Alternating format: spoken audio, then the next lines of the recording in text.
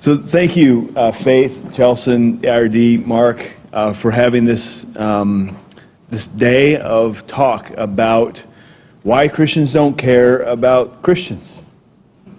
And it's like Mark said this morning, it's a provocative title, but the reality is we see it all the time, don't we? And we've had hours of conversation about, even when I used to work for the IRD, which was left out of the, I used to, Faith and I would talk for hours on why don't people care? I do a lot of fundraising as deputy director of the Philos Project, and I remember when I was at the IRD, and it still applies today, the hardest thing that I find to raise money for is the persecuted Christians. I can raise money to send a busload of young Christian leaders to Israel in a matter of minutes. $100,000, no big deal. To raise $20,000 for Christian persecution takes hard work, lots of meetings, lots of conversations. Well, here's $10, here's $100. Why?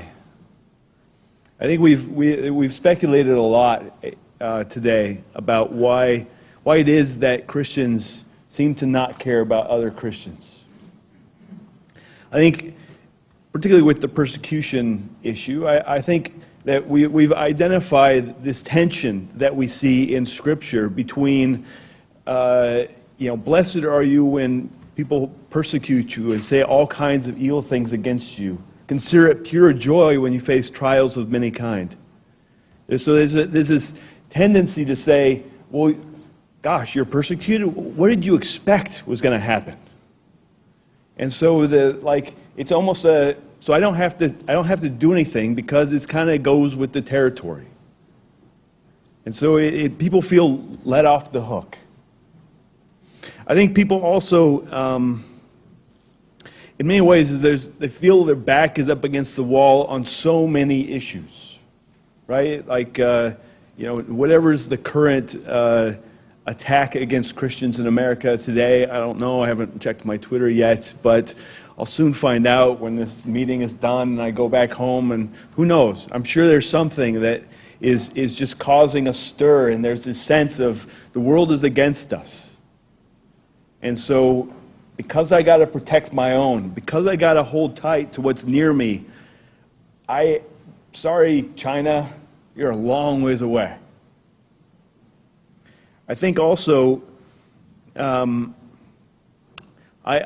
remember when, you all probably remember this, a few months ago in the Washington Post, there was an article against the travel ban that Trump had put forth in the executive order. The ad was signed by people like Tim Keller and Max Lucado.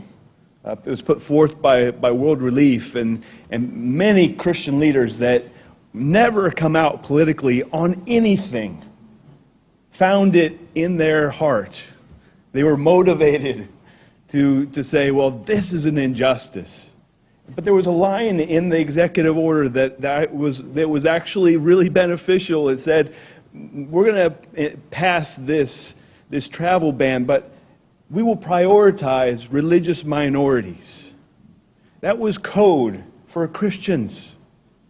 And our Christian leaders said, no, that's not helpful.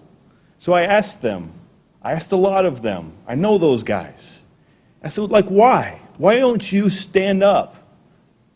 And they said, well, we can't let Christianity be tribalistic. We can't be part of the tribe. There's the Muslim tribe and the Christian tribe and the Buddhist tribe. We can't have that. Okay? So we're not supposed to do anything then. It bothered me and still bothers me to this day. And then I also think that we're not totally sure what success looks like. What's our goal? I mean, obviously to end Christian persecution, but the Copts in Egypt have been persecuted for hundreds and hundreds and hundreds and hundreds of years. Iraq, the same. Syria, the same. Turkmenistan, China, Pakistan, India. What do we want? What are we asking for? What's the policy prescription that we are putting forth? It gets really complicated really fast, and I think a lot of people just go, I don't know. I don't know what to do. But one of the things that we have noticed in the work that we do to engage young Christian leaders in the Middle East and in supporting other persecuted minorities, Christians in the Middle East, encouraging Christians to support Jews and Israel. We find that you have to have a couple of things in place. You have to have good experiences. One of the things that I used to teach on when I was a missionary for 12 years was that there was a shift between the modern and the postmodern on how you determine truth. Right? The moderns, presuppositions, logic, that's how you determine truth. Reason. You know, Francis Schaeffer, the famous apologist, would line out his arguments based upon presuppositions and then defend them with logic and reason. Anybody born after 1968, I'm sorry, you don't think like that. You think basically experience determines truth. So the truth of Christian persecution, it has to be experienced. It doesn't have to be experienced by you per se, but you have to somehow be connected to the experience. You get that, then you get people engaged. So when we take groups of people to Israel, in the last 3 years, we're up, right around now 3,500 young leaders to Israel at this point. We take them on trips that takes them through the whole of the land of Israel. We do a 360-degree view on all kinds of issues. And it's not prescriptive, it's not propaganda, it's here's the issues, here how they are, you're grown up, you're smart enough to figure it out on your own. Do it. Do the hard work. And it's amazing what happens when young leaders don't feel like you're being force-fed a particular way of thinking. You provide the banquet of ideas before them and challenge them to seek the truth. And they do.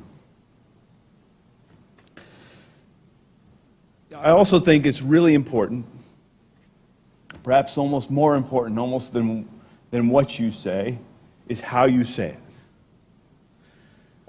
One of the things that I learned early on in my work is that tone matters a lot when engaging millennials, Generation Z. Is that what you're calling yourselves these days? I get confused, man. I get confused too. Okay. I don't even know what generation I am technically. Like they switched it on me. They switched it up. Yeah. See? I grew up like thinking I was a millennial as well, and they're like, oh no, we made a new one for you. Okay. And they never told me. It's an injustice. We got to talk about that after how we fix that. We'll hold a new conference. We will hold a new conference. Yes. No, but the tone matters a lot. It's almost like less about what you say and more about how you say it. You can say some really horrible or really great things.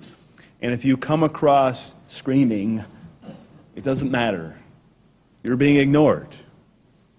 So the tone in which you engage millennials, in which you engage Generation Z, I'm going to use that placeholder right now. You have to be careful with what you say and how you say it. I think it's also important, and this may seem, cheating, but I'm going to let you in on the inside. I know it's recorded, but get my secrets out there.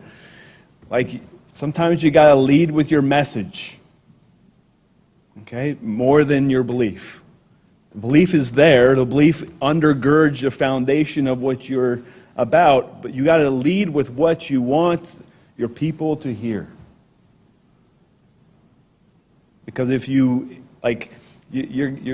bind people up if you get them crosswise too early. I know these are complicated issues, And you have to be very clear on what your goal and objective is. From 2005 to 2010, I was involved in fighting human trafficking all over the world. I did it the last thing I did in that role was to lead groups of people tracing the human trafficking routes through Europe. We would document them, we would find the hideaways and the brothels and the routes and stuff like that, and then share those with the authorities. And when I started fighting human trafficking in 2005, there was a lot of unknowns about it. People just didn't know. It was, the first thing you got to do is to get people aware of your cause that you're fighting for, right? And it was just not there. People didn't know about it.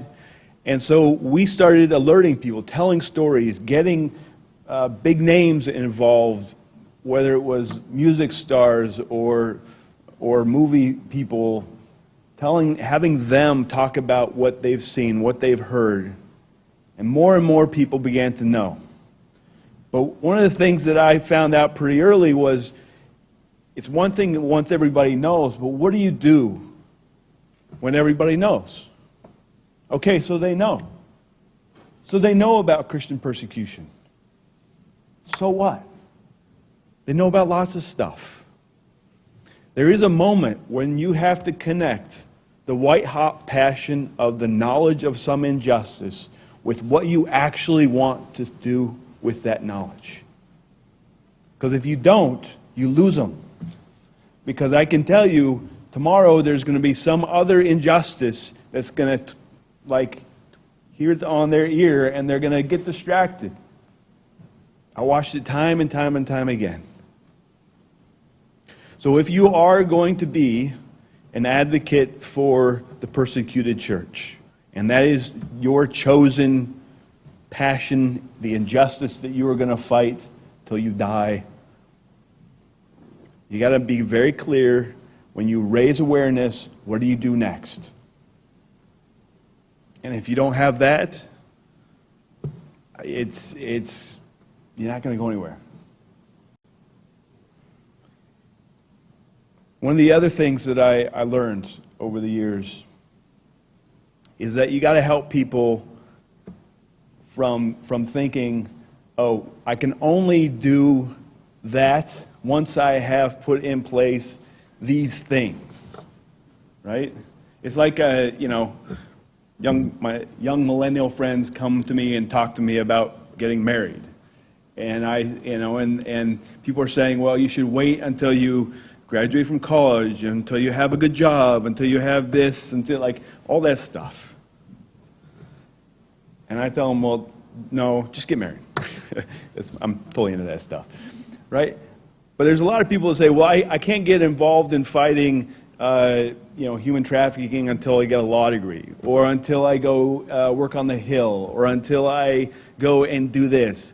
I can't stop human or Christian persecution until I go to seminary, or I got to fly across the world to another region and see it myself.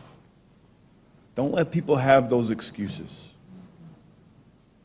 because the gifts and callings that God has put in every person can be used to help our brothers and sisters where they're at. It doesn't require anything other than put one foot in front of the other and do what God says to do, and do it right now. I've seen it happen. It works. Go and do it.